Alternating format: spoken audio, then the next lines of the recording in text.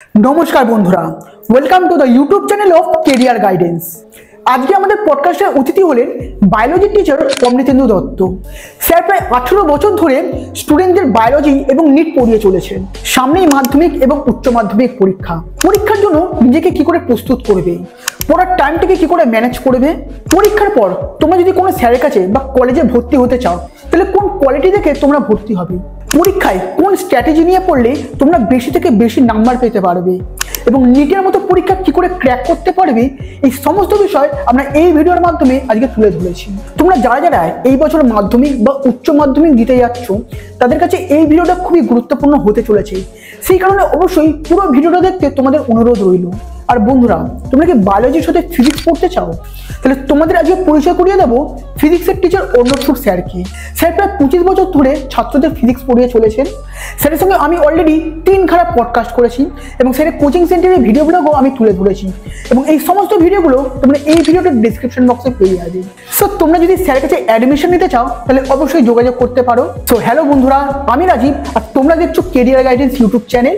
এই চ্যানেলে আমি বিভিন্ন স্যারেদের সঙ্গে পডকাস্টিং করি এবং বিভিন্ন এডুকেশন সেন্টারগুলোর ভিডিও ব্লগ তৈরি করে থাকি যাতে তোমরা পড়াশোনার জন্য সঠিক স্যার এবং সঠিক কোচিং সেন্টারগুলো খুঁজে পেতে পারো এবং গড়ে তুলতে পারো একটা সাকসেসফুল কেরিয়ার। সেই কারণে অবশ্যই কেরিয়ার গাইডেন্স ইউটিউব চ্যানেলটাকে সাবস্ক্রাইব করে আমাদের সঙ্গে থাকবে এবং আপনারা যদি অ্যাজ এ টিচার এই ইউটিউব চ্যানেলে পডকাস্টিং করতে চান অথবা নিজের কোচিং সেন্টারে ভিডিও ব্লগ করাতে চান তাহলে অবশ্যই স্ক্রিনে দেওয়া নাম্বারটিতে ফোন করে আমাদের সঙ্গে যোগাযোগ করতে পারেন। তো চলুন আজকের এই ভিডিওটা শুরু করা যাক। Arise, awake and stop not till the goal is reached। এই উক্তিটি বলেছিলেন স্বামী বিবেকানন্দ এবং আজকে আমাদের সঙ্গে রয়েছেন বায়োলজির টিচার অমৃতেন্দু দত্ত। নমস্কার স্যার। নমস্কার। সো কেমন আছেন বলুন? অনেকদিন পর তো আমরা আবার দেখা হলো। হ্যাঁ সেটাই, আমরা এখানে অনেকদিন পর এলাম, তো ভালোই আছে। আসলে আমার তো স্টুডেন্ট নেই, সবকিছু তুমি তো জানোই। আমার প্যাশন হচ্ছে পড়ানো স্টুডেন্ট, আমি নিজে একজন টিচার। আমি চাই আমার মতো ভালো ভালো যারা স্টুডেন্ট তারা যেন জীবনে প্রতিষ্ঠিত হয়, তৈরি হয়। আমার লক্ষ্য হলো স্টুডেন্টকে তৈরি করা, সঠিক পথ দিশা দেখানো এবং তার ফলে তারা জীবনে প্রতিষ্ঠিত হয়, এইটুকুনি আমার ইচ্ছা, আর বেশি কিছু নয়। এই পথে আমি বেশ সাফল্যই আশা করি পাচ্ছি এবং আমি খুব আনন্দেই আছি এই নিয়ে বলতে পারি। আপনি স্যার কত বছর ধরে বায়োলজি পড়াচ্ছেন? আমার শুরু হলো প্রায় ধরে রাখো 2007 থেকে শুরু করেছি। আচ্ছা, এটা 25 মানে প্রায় 18 বছর হয়ে গেল। সো 18 বছর ধরে স্যার স্টুডেন্টস পড়াচ্ছেন, প্রায় 100-এরও বেশি এখন স্টুডেন্টস হবে। হ্যাঁ 100-এরও বেশি স্টুডেন্টস হবে। স্যারের সঙ্গে তো অলরেডি একটা পডকাস্ট করেছি এবং স্যারের যেখানে পড়ান যে কোচিং ইনস্টিটিউট রয়েছে ডক্টরস পয়েন্ট বলে, তো সেই পুরো কোচিং সেন্টারেরও আমি একটা ভিডিও ব্লগ করেছি। তো তোমরা যদি চাও যে সেই পুরো কোচিং সেন্টারটা দেখতে, তো সেই ভিডিওটার লিঙ্ক তোমরা এই ভিডিও ডেসক্রিপশনে পেয়ে যাবে, সেখান থেকে অবশ্যই তোমরা চেক আউট করতে পারো। এবং আজকে আমরা প্রায় জানুয়ারির শেষ উইকে আমরা দাঁড়িয়ে রয়েছি এবং সপ্তাহ 2 পরে মাধ্যমিক শুরু হচ্ছে, তার আর হয়তো মাসখানেক পর উচ্চ মাধ্যমিক, তো উচ্চ মাধ্যমিকটা শুরু হচ্ছে এবং আজকে আমরা এই ভিডিওর মাধ্যমে তুলে ধরবো যে তোমরা কি করে এই পরীক্ষার জন্য প্রস্তুতি নেবে, ঠিক আছে, তোমরা ভালোভাবে কি করে পরীক্ষায় পাস করবে। তোমরা যদি বায়োলজি নিয়ে পড়তে চাও, স্যার তো বায়োলজির টিচার, তার সাথে সাথে স্যার নিটও পড়ান। হ্যাঁ, তো তোমরা যদি ভালো উচ্চ মাধ্যমিকের রেজাল্ট করতে চাও, তোমরা যদি নিট নিয়ে পড়তে চাও, তো এখন থেকে কিভাবে পড়বে, এই সময়টা পরীক্ষার জন্য কি করে নিজেকে প্রস্তুত করবে, এই সমস্ত বিষয় নিয়ে আমরা এই ভিডিওটায় আলোচনা করব। তো তোমরা কিন্তু ভিডিওটা সেই কারণে পুরোটা দেখবে, ঠিক আছে। সো সামনে যেহেতু মাধ্যমিক এবং উচ্চ মাধ্যমিক আছে, আশা করি স্যার এখানে এই ভিডিওটা অনেক স্টুডেন্টস দেখবে, ঠিক আছে, অবশ্যই দেখা উচিত। হ্যাঁ, তো অবশ্যই। এবং ওই স্টুডেন্টসগুলো কি করে পড়াশোনা করবে এই সময়টা? আচ্ছা, প্রথমেই বলি আমার কাছে পড়ো কি না পড়ো আমি সব স্টুডেন্টদের জন্যই বলছি। সামনে তো মাধ্যমিক পরীক্ষা এসেই গেছে, তো আর বোধহয় খুব বেশি হলে যে 2 সপ্তাহ আছে কিনা সন্দেহ, খুবই কম টাইম আছে। তো এই সময় যে এই 10-12 দিন টাইম আছে, এইটা হচ্ছে মেন একটা প্রস্তুতির সময়। হয়তো অনেকেই প্রস্তুতি সেরে রেখেছো, কিন্তু অনেকেই থাকে না ফিনিশিং টাচ দিতে হবে। আমি মনে করি সারা বছর যতই পড়া হোক তার মধ্যে ফিনিশিং টাচটা খুব ইম্পর্টেন্ট। তো ফিনিশিং টাচ বলতে কি, তোমরা যেরকম পড়ছো তোমাদের যে সাবজেক্টগুলো আছে, আমি আমার জীবন বিজ্ঞানটা নিয়েই বলবো, যেহেতু আমার মেনলি বায়োলজি লাইফ সায়েন্সের উপরেই আমার জিনিসটা নির্ভর করছে, বাকিগুলো আমি অত বলছি না।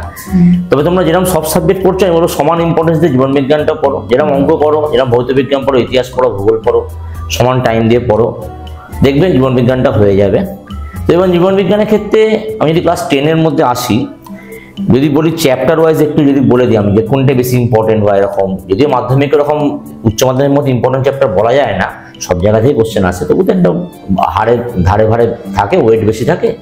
সেদিক দিয়ে আমি বলবো জেনেটিক্স যে চ্যাপ্টারটা আছে, ডিএনএর যে চ্যাপ্টারটা খুব ভালো করে করবে, জেনেটিক্স বা ডিএনএ চ্যাপ্টারটা ভালো করে করবে। ওখান থেকে যে সেল ডিভিশনের পার্টটা আছে ওখান থেকে একটা এবারে ডায়াগ্রাম আসার খুব বিশাল চান্স রয়েছে।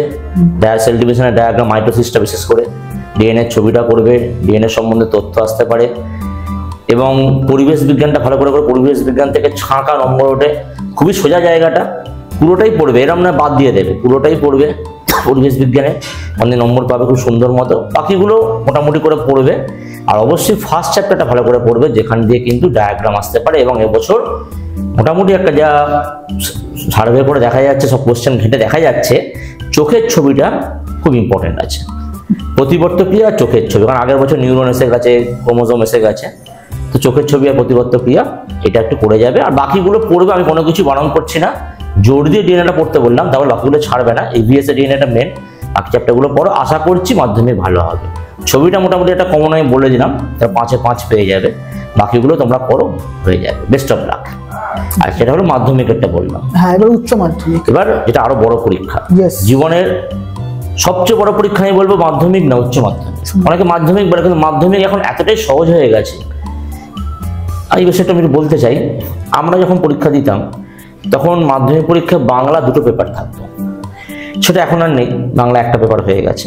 এবং সিলেবাস খুবই কম, কারণ আমরা যখন পড়তাম 9-10 মিশিয়ে আমরা এরকম মোটা ভলিউম, প্রায় এই যে বইটা আমার টেবিলে রয়েছে প্রায় এই ভলিউমের বই পড়তাম, এবং আমাদেরকে 9-10 মিশিয়ে পরীক্ষা দিতে হতো। তুলনায় এখন একটা কি পাতলা চটি বই ক্লাস 10-এ পড়লেই হয়ে যাচ্ছে। তো মাধ্যমিক খুব সোজা হয়ে গেছে, মাধ্যমিক নিয়ে আমার সেরকম কিছু বলারও কিছু নেই।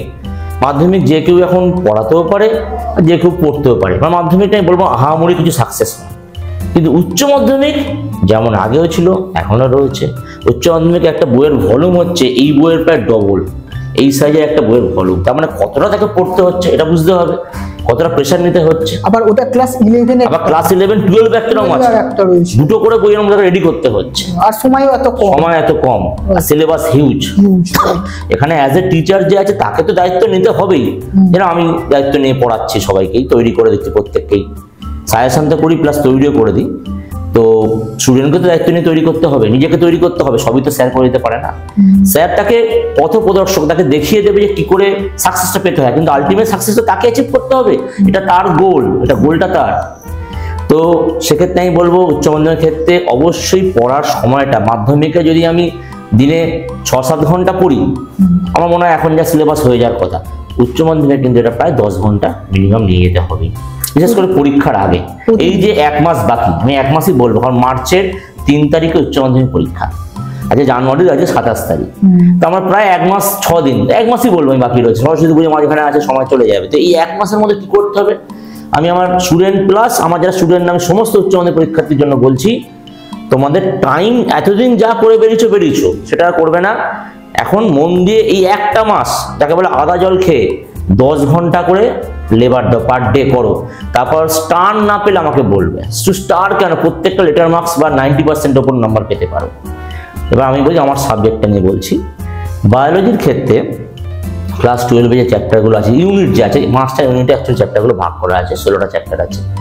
তো ইউনিট 1 আর ইউনিট 2 এই দুটো হচ্ছে মোস্ট ইম্পর্টেন্ট চ্যাপ্টারের মধ্যে পড়ছে। ইউনিট 1 হচ্ছে গিয়ে জনন, রিপ্রোডাকশন, ইউনিট 2 হচ্ছে গিয়ে জেনেটিক্স। তো ইউনিট 1 আর 2 থেকে তোমরা দুটো বড় কোশ্চেন পাবেই, 5-এর কোশ্চেন, এবং সেখান থেকে টোটাল 3টে 5-এর কোশ্চেন আছে তোমরা জানো, তো দুটো এখান থেকে পেয়ে যাবে। আর 2, 3, 1 তো এমসিকিউ তো পাবে, তো বলার কিছু নেই, পড়তেই হবে। জননের মধ্যে আমি বলবো চ্যাপ্টার যদি বলতে বলো, মানুষের জনন আর জনন সংক্রান্ত স্বাস্থ্য, দুটো চ্যাপ্টার খুব ভালো করে পড়ে যাবে, 3 আর 4। কারণ উদ্ভিদের যে জননটা আছে ওটার সঙ্গে কিন্তু মানুষের জন্য অড থাকে, তো এখানে তোমরা এটা সাজেশন করতে পারো, উদ্ভিদের জনন যদি কোনো জায়গায় অসুবিধা হয়, বড় কোশ্চেন, মানুষের জনন থেকে তোমরা পেয়ে যাচ্ছ, তুলনায় অনেকটা সোজা মানুষের জন্য উদ্ভিদের থেকে, উদ্ভিদেরটাও পড়বে শর্ট কোশ্চেনের জন্য। জেনেটিক্সটা আবার কিছু বলার নেই, দুটি চ্যাপ্টারই পড়তে হবে, 5ও পড়তে হবে, 6ও পড়তে হবে, কারণ ওখান থেকে 1, 2, 3, 5 কোশ্চেন আসবে, খুব ভালো করে পড়বে জেনেটিক্সের ক্ষেত্রে। তারপরে ধরো যদি ছবি বলো, আমি ছবির ক্ষেত্রে বলতে পারি টিআরএনএর ছবিটা জেনেটিক্স থেকে করবে, খুব ইম্পর্টেন্ট ছবি। আর মানুষের জনন থেকে ছবি আছে, স্পার্মাটোজেনেসিস, ওজেনেসিস বা শুক্রাশয় কলাস্থানিক গঠন, ডিম্বাশয়ের গঠন, এগুলো করবে, আশা করি কমন পেয়ে যাবে। তারপরে হচ্ছে আমরা ইউনিট 3-তে, যেখানে আমাদের ইউনিট 2 আরেকটা আছে, ইভলিউশন আছে, ওখান থেকে বড় কোশ্চেন দেয় না, ছোট কোশ্চেনই দেয়, 2-3-এর জন্য একটু পড়বে হয়ে যাবে। এরকম হার্ডি উইনবার্গ ইকুইলিব্রিয়াম বা যে ডারউইনের তত্ত্বগুলো যেগুলো পড়বে, মানুষের ইভলিউশনটা ভালো করে পড়বে, ওখান থেকে কোশ্চেন আসে, ওখান থেকে 5-8 কোশ্চেন দেয়। এবার আমরা ইউনিট 3-তে আসছি, স্বাস্থ্য চ্যাপ্টার, যেটা স্বাস্থ্য মানব কল্যাণ যেটা আছে, যার সঙ্গে মৎস্য চাষ, তারপরে মুরগি প্রকল্প চাষ, চিংড়ি চাষ, এই চাষগুলো একটু ভালো করে দেখে যাবে। এখানে শর্ট কোশ্চেন প্রচুর আসে এখান থেকে। এই জায়গাটা থেকে কিন্তু কোনো 5 পাবে না, 2, 3, 1 পাবে, বেশি করে 1 আর 2 পাবে। তো এই জায়গাটা ভালো করে দেখবে। আর এরপর ইম্পর্টেন্ট আমরা চলে আসছি ইউনিট 4 আর 5। ইউনিট 4টা হচ্ছে তোমাদের নতুন একটা সংযোজন, একেবারে মাধ্যমিক পর্যন্ত তোমরা কেউ পড়োনি। এটাকে বলে জৈব প্রযুক্তিবিদ্যা বা বায়োটেকনোলজি, যেটাকে আমরা জিন থেরাপি বলি। এই পার্টটা খুবই শক্ত, ঠিক করে পড়তে না পারলে কিন্তু মুশকিল। বিশেষ করে ঠিক করে যদি না বুঝতে পারো, যেখানেই পড়ো যে ঠিক করে না বুঝতে পারো, তাহলে মুশকিল আছে, কারণ এই পার্টটা খুব নতুন। এটা হচ্ছে একদম অ্যাপ্লাইড বায়োলজির পার্ট। যাই হোক, আশা করছি তোমরা শিখেছো পার্টটা। এই পার্টটা থেকে তোমরা করবে, আমি সাজেশন বলেই দিচ্ছি, এখানে 5 আসবে না, 3-এর কোশ্চেন খুব আসে, 1, 2, 3 করবে। এবার আরেকটা ইম্পর্টেন্ট পার্ট আসছে ইউনিট 5, যেটা হচ্ছে পুরো পরিবেশ বিজ্ঞান। হিউজ একটা পার্ট, 4টে চ্যাপ্টার আছে, এখান থেকে 5 নম্বরের কোশ্চেন আসবেই আসবে। বিশেষ করে শেষ যে চ্যাপ্টারটা আছে পরিবেশের পরিণতি, ওটা দিয়ে করে যাবে তোমরা। দূষণ বা গ্রিন হাউস প্রভাব বা গ্লোবাল ওয়ার্মিং তোমরা কমন পাবে ওখান থেকে 5, আর 3, 2, 1 তো পাবে। তো এই হচ্ছে ব্যাপার, আমি মোটামুটি একটা বললাম। এবার তোমাদের পড়তে হবে। আমি খুব একটা সাজেশনে বিশ্বাসীও নই, কারণ আমি চাই তোমরা গোটা বইটা যে পড়বে সাজেশন এমনিই পাবে, কারণ আমি তাই করতাম। সাজেশন আমি খুব বিশ্বাসী নই, সাজেশন তাও বলে আজকালকার দিনে একটু বলে দিলাম, আমি যে চ্যাপ্টারগুলো ডিসকাস করলাম বেশি করে। কিন্তু আমার মনে হয় যে গোটা বইটা ভালো করে পড়বে, আর আমরা এরকম ভাবে পড়ে এসেছিলাম, তার কাছে সাজেশন কোনো ম্যাটার করে না, সে এমনি নম্বর পেয়ে যাবে। তো এইভাবে তোমরা করো, আশা করছি বেস্ট অফ লাক। আমার শুভকামনা রইল, উচ্চ মাধ্যমিক সাকসেস পাবে এবং ভবিষ্যতে তোমরা এগিয়ে। তো স্যার, ধরে নিন কোনো স্টুডেন্ট আছে মাধ্যমিকটা ভালো করে দিল বা উচ্চ মাধ্যমিকটা ভালো করে দিল, এবার মাধ্যমিক দেওয়ার পর নিশ্চয়ই কোনো নতুন স্যারের কাছে ভর্তি হবে, ঠিক আছে, বা উচ্চ মাধ্যমিকের পর হয়তো ভালো কোনো কলেজেও ভর্তি হবে। সো কোনো একটা স্টুডেন্ট রয়েছে, পার্টিকুলার কোন জিনিসটা দেখে কোনো স্যারের কাছে অ্যাডমিশন নেবে বা কলেজে অ্যাডমিশন নেবে, কোন কোয়ালিটিটা দেখতে হবে? আচ্ছা, খুব ভালো প্রশ্ন করেছো। সেটা হচ্ছে গিয়ে অনেকেই মাধ্যমিক লেভেলে, মানে আমাদের এখানে আছে যে স্যারেদের কাছে পড়ে, তো তারা অঙ্ক, জীবনবিজ্ঞান, ভৌতবিজ্ঞান একসঙ্গে পড়িয়ে দেয়। তো ঠিক আছে, কোনো অসুবিধা নেই মাধ্যমিক লেভেলে। কিন্তু এখন তো স্পেশালাইজেশনের যুগ, ডাক্তার তো সব স্পেশালিস্ট না। ডাক্তাররা কি এখনকার সেই এমবিবিএস ডাক্তার কি তোমার চোখের চিকিৎসা করবে, না হার্টের করবে, না পেটের করবে, না ইউরিনে করবে? আমরা প্রত্যেকটা স্পেশালিস্টের কাছে যাই, সেরকমই এখন টিচাররা স্পেশালিস্ট হয়ে গেছে। তো সেক্ষেত্রে আমার তো মনে হয় মাধ্যমিক থেকেই যারা স্পেশালিস্ট স্যারের কাছে পড়ছে, হ্যাঁ, যেরকম লাইফ সায়েন্স একজনের কাছে, ফিজিক্যাল সায়েন্স একজনের কাছে, ম্যাথ একজনের কাছে, তারা ইন ফিউচার 11, 12 প্রচন্ড বেনিফিটেড হবে, খুব উপকার পাবে তারা। কিন্তু হোয়ারাস যারা এটা বোঝে না, বা আমাদের সিস্টেমটা এমন হয়ে গেছে আমাদের এখানে বেঙ্গলে, বিশেষ করে বাইরে কিন্তু এরকম নেই। বাইরে কিন্তু আলাদা আলাদা পড়ে। বিশেষ করে তুমি যদি ইংলিশ মিডিয়ামের ক্ষেত্রে দেখো, ওরা কিন্তু ফিজিক্স, কেমিস্ট্রি, বায়োলজি আলাদা আলাদা স্যার আছে, মানে লাস্ট 10-এ ওদের মাধ্যমিকটাকে আইসিএসসি বলি আমরা, আলাদা স্যার আছে। আমি তো নিজে পড়াই, আমি তো জানি, আমি তো সব লেভেলটা পড়াই, ICSE, CBSE, West Bengal board. Whereas CBSE, ICSE কিন্তু ওরা মেনটেন করে। ওয়েস্ট বেঙ্গল বোর্ডে সেই পুরোনো ধ্যান ধারণায় রয়ে গেছে, একজন স্যারের কাছে সব সাবজেক্ট পড়বো। বর্তমান যুগে এটা ঠিকঠাক হয় না। আমি স্যারের দোষ দিচ্ছি না, কিন্তু একজন স্যারের পক্ষে 3টে সাবজেক্ট হ্যান্ডেল করা তো অসুবিধা। আর একটা কথাও এখানে আমি বলতে চাই যে, মানে সব গার্জেন যারা রয়েছে, বাবা মা তো আর মানে ফাইন্যান্সিয়াল ব্যাপারটা তো আর, এটা একটা কথা, যেটা রাইট, এটা ঠিক কথা, ফাইন্যান্সিয়াল ব্যাপারটা। কারণ আমি সত্যি বলতে আমি নিজে ওই সময় মাধ্যমিক পড়েছি, আমি মাধ্যমিক অবধি অল সাবজেক্ট প্রায় একটা স্যারের কাছেই পড়েছি। উচ্চ মাধ্যমিক ছিল তখন আমি সায়েন্সটা আলাদা পড়লাম, আর্টসটা আলাদা। দেখো আগেকার দিনে কিরকম ছিল, যে আমি সত্যি বলবো, আমি যদি একটুখানি পপুলেশনের সিস্টেমে যাই, আগে আমাদের ছিল কি প্রচুর, মানে ঘরে সন্তান হতো, অনেকগুলো ভাই বোন হতো, তাদের পেছনে সত্যি খরচ করা অসুবিধা ছিল। এখন তো দেখো অনলি 1 চাইল্ড পলিসি, বেশিরভাগই দেখবো একটা করে ছেলে কি একটা করে মেয়ে, তাদের পেছনে আমার মনে একটু খরচা করে অসুবিধা কিছু নেই। পরে তো সে রিটার্নটা দেবে না, সে যখন ভালো জব পেয়ে যাবে, সে ডক্টর হোক কি ইঞ্জিনিয়ার, হোয়াট এভার কিছু একটা হোক, হ্যাঁ, তো সে তো ভালো একটা রিটার্ন দেবে বাবা আমাকে। সেই কথা ভেবে আমার মনে হয় একটু সেদিকে খরচ করা দরকার। এমন কিছু খরচ না, আমরা অনেক কিছু ঘুরে বেরিয়ে খরচ করি। বর্তমান যুগে অনেকেই দেখছি, বিশেষ করে শপিং মলগুলো হওয়ার পরে, হ্যাঁ, স্টুডেন্টরা বলো, তাদের গার্জেনরা বলো, সবাই গিয়ে মলে ঘুরছে করছে। সেই ধরনের টাইমগুলো সেইটার টাকাটা খরচ না করে যদি তার পড়াশোনা, এডুকেশনে খরচ করে ছোট থেকে, কিছুটা বেটার হয়। বেটার হয়, সে তো ঠিকই। তবে একটা কথা বলবো যে যদি মাধ্যমিক পর্যন্ত অন্য জায়গায় টেনেও যায় কোনো রকমে, উচ্চ মাধ্যমিকে যেমন সম্ভব না। উচ্চ মাধ্যমিক সিলেবাস যা বললাম, যা বই বললাম একটু আগে, আর কেউ পড়াবেও না, ওখানে কোনো স্যার রিস্কও নেবে না যে আমি ফিজিক্স পড়াবো, আমি কেমিস্ট্রি, আমি বায়োলজি, হ্যাঁ, আবার আমি ম্যাথ, কোনোদিন হবে না। তো যাই হোক, আমার মাধ্যমিকে যে স্যারের কাছেই পড়ো, সে যদি স্পেশালিস্ট না হয়, তোমাদেরকে কিন্তু উচ্চ মাধ্যমিক স্পেশালিস্ট স্যারের কাছে যেতেই হবে। সে বলছি না আমার কাছে আসতে হবে, যে স্যারই থাকুক তাকে যেতে হবে। যেটা আমি বায়োলজি স্পেশালিস্ট, হ্যাঁ, তার সঙ্গে আমি বলে রাখি আমি নিউট্রিশন সাইকোলজি পড়াই। যারা বায়ো সায়েন্স নেয়, সবাই তো পিওর সায়েন্স নেয় না, যারা পিওর সায়েন্স নিল ফিজিক্স কেমিস্ট্রি ম্যাথ বায়োলজি, বা physics chemistry biology computer application, তারা শুধু বায়োলজি আমার কাছে পড়ছেন। যারা বায়ো সায়েন্স নেয় তারা কিন্তু নিউট্রিশন সাইকোলজি বায়োলজি তিনটেই আমার কাছে পড়ে, আমি তিনটেই পড়াই। তো এদিক দিয়ে এই স্পেশালিস্টের কথাই বলবো, আমি যেরকম ভাবে করাবো, যে পার্টগুলো করাবো, সেগুলো অন্য স্যার আবার ফিজিক্স কেমিস্ট্রি স্যার সেরকম ভাবে করাবো। অর্থাৎ উচ্চ মাধ্যমিকে স্পেশালিস্ট স্যার লাগবেই, নিতেই হবে, এটাই হলো বক্তব্য। কলেজ লেভেলে বা স্কুল লেভেলেই এই টিচার কি করে সিলেকশন করবে, এটা তো বললাম টিচার সিলেক্ট করতে হবেই। কি করে কি বেসিসে করবে? আজকে গুড টিচার আর অ্যাভারেজ টিচারের মধ্যে তফাৎটা কোথায়? গুড টিচার বলতে যখন কোনো স্টুডেন্ট, এটা আমি আমার ক্ষেত্রে জীবন উপলব্ধি করেছি, আমার কিছু স্টুডেন্ট ফিডব্যাক দিয়েছে, খুব ভালো ফিডব্যাক, আমি স্যার তো ডায়েট নাম বলতে পারবো না, তো তারা ডায়েট বলেছে, তারা বড় বড় স্কুলে পড়ে, ক্যালকাটা হিন্দুতে পড়ে, হেয়ারে পড়ে, আমার কাছে স্টুডেন্ট আছে। তো তারা যা ফিডব্যাক দিয়েছে, সেখানে ওরা অন্য স্যারের থেকে ছেড়ে আমার কাছে এসছে।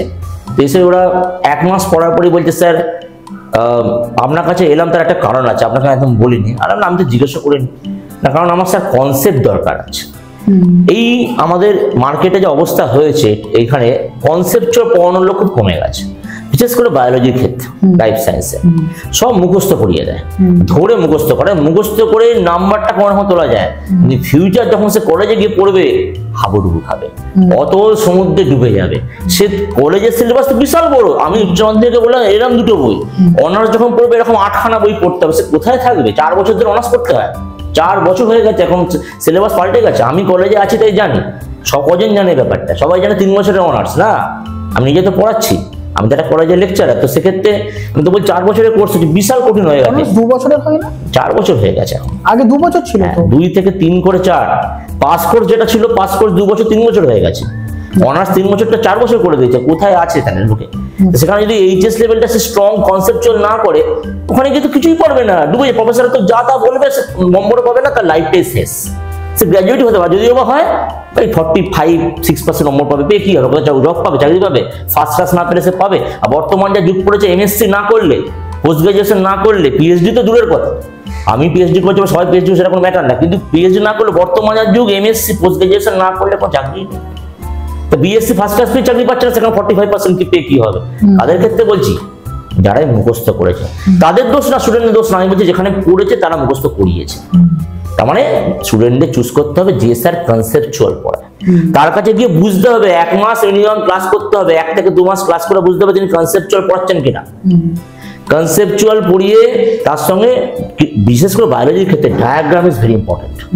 কারণ আমাকে 2-3 জন ফিডব্যাক দিয়েছে, স্যার আপনার যে ডায়াগ্রামটা পারফেক্ট হচ্ছে, কিন্তু ওয়েরাস অন্য জায়গা থেকে এসেছে, ডায়াগ্রাম কিন্তু ভুল এঁকেছে। কারণ তারা এতটাই ভালো স্টুডেন্ট, আমি উদাহরণ দিলাম, ক্যালকাটা হিন্দু হেয়ার স্কুল তো জাতা স্কুল নয়, নাম করা স্কুল। তো সেখানকার স্টুডেন্টরা ফিডব্যাক দিয়ে বলছে, আমরা বইয়ের সঙ্গে ছবি মিলিয়ে দেখেছি, আপনার ছবি একদম কারেক্ট, অন্য জায়গায় ছবি হয়নি। তো এটা আমার শুনে একটা মানে আমার ভালো লাগবে যে স্টুডেন্ট না ফিডব্যাক দিচ্ছে, আমি তো নিজে থেকে চাইনি।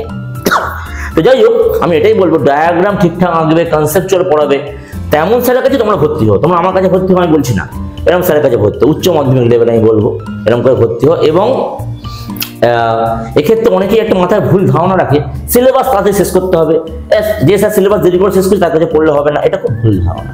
আরে কনসেপচুয়াল পড়াতে গেলে, ডায়াগ্রাম দিয়ে পড়াতে গেলে সিলেবাস একটু দেরি হবেই, সিলেবাসটা ম্যাটার করে না, কিন্তু তুমি ঠিকঠাক পড়ো, তোমার নম্বরটা আসলে ম্যাটার করে। আমি 3 মাস সিলেবাস শেষ করলাম, বাকি 3 মাস বললাম যা কিছু করে বেড়া, ভালো রেজাল্ট হবে না।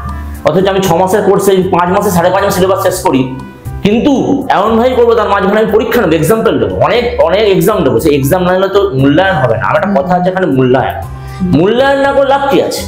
তো সেই মূল্যায়ন আমাকে পড়াতে হবে, তার সঙ্গে কনসেপচুয়াল ডায়াগ্রাম দিয়ে মূল্যায়ন নিতে হবে, তবে কি সিলেবাস শেষ হবে, ওরা পুরো at the end of the day ready হয়ে গেল। কিন্তু এই অনেক স্যার আছে আগে শেষ করে দিল, স্টুডেন্টরা অনেক সময় বোঝে না, স্টুডেন্টরা কতবার বয়স দিবি, সিলেবাস হয়ে গেছে আমরা সব পেরে যাবো, পারবি না রে ভাই, তোরা জানিস না, মুখস্থ করে কতদিন করবি, তোদের একটা টেনাসিটিটা নষ্ট হয়ে যাবে।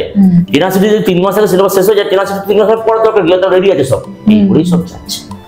তো এইটা ব্যাপারটা আছে, স্টুডেন্টকে এটা বুঝতে হবে কোন স্যার কিরকম। এটা তো স্যার যেটা বলতে পারে না, তুমি যে স্যার কাছে যাবে সেই স্যার কিরকম, তুমি ফিডব্যাক তুমি কি পাচ্ছ। সিলেবাসের পেছনে না দৌড়ে তুমি স্যারের বোঝানোর কনসেপ্টটা দেখো, ডায়াগ্রাম দেখো, সে কিরম ভাবে পড়াচ্ছে, আমি কি এটা আত্মস্থ করতে পারছি, নিতে পারছি, তাহলে ইন ফিউচার আমার উচ্চ মাধ্যমিকে আমার আটকাবে কি 95 এর উপর এমনি সেখানে পেয়ে যাবে 100-তে। স্যার এখানে আমি একটা কথা বলতে চাই, এবার দেখুন আপনি যে বললেন স্যারের ডায়াগ্রাম দেখুন, ঠিক আছে, এবারে কোনো একটা স্টুডেন্টস রয়েছে সে তো এখন আর স্যারের ডায়াগ্রাম দেখতে পারবে না নিশ্চয়ই, ঠিক আছে। তো এমনি কেন না হয় যে তোমরা যারা রয়েছো স্যার যে সমস্ত স্টুডেন্টদের পড়াচ্ছে তোমরা তাদের থেকে তোমরা জানো। এটা খুব ভালো জিনিস বলেছো তুমি রাজীব, যে পুরনো যারা স্টুডেন্ট, কোনো স্যারের কাছে যারা পুরনো স্টুডেন্ট আছে তাদের থেকে একটু আলোচনা করো, শোনো, হ্যাঁ সেরকম ব্যাপারটা কিরকম করে, মানে কিরকম শুধু ভালো পড়ায় বলে না, কিরকম ভাবে স্যার পড়ায়, টেকনিকটা কিরকম, তিনি কি বোর্ড ওয়ার্ক করেন, তিনি কি ডায়াগ্রাম আঁকেন, তিনি কি কনসেপচুয়াল বোঝান, হ্যাঁ শুধু নোট দিচ্ছে জেরক্স দিচ্ছে ওরকম করলে হবে না। এই নোট জেরক্স দিয়ে এখন বেশিরভাগ জেরক্স দিচ্ছে ওরকম না, স্যার কি ইয়ে থেকে লেখান, স্যার কি পড়াতে পড়াতে ইনস্ট্যান্ট লেখান, তবে তো একজন ভালো স্যার, সে নিজের ব্রেন থেকে লেখাচ্ছে, সে নোট বাজার চলতি বই নোট মুখস্থ দিচ্ছে না। এইগুলো জানতে হবে, ওই ভালো পড়ায় কিনা জানলে সবাই ভালোই বলবে, এই ভেতরে ঢুকে জানতে হবে পুরনো স্টুডেন্ট থেকে, তাহলে বলবে একটা উপকার পাবে। এই যে পয়েন্টটা বললে ভ্যালিড পয়েন্ট একটা। স্যার এবার কোনো স্টুডেন্ট যদি আফটার 12 যদি কোনো কলেজে ভর্তি হয় তাহলে সেটা কি দেখে ভর্তি হবে? একদম ঠিক, ভালো প্রশ্ন। অনেক স্টুডেন্টই যেরকম আমার কাছেও আছে, আমি তো গ্র্যাজুয়েশন পড়াই, তো অনার্স পাস কোর্স পড়াই, তো সেক্ষেত্রে আমার থেকে অনেক বড় বড় প্রফেসররা আছে, অবশ্যই আছে, অনেক এক্সপিরিয়েন্সড হাইলি এক্সপিরিয়েন্স প্রফেসররা আছে, কলকাতাতে আছে, বিশেষ করে হাওড়াতেও আছে, উত্তরপাড়া সালকিয়া থেকে আছে কয়েকজন, হিন্দুমুখের দিকেও আছে।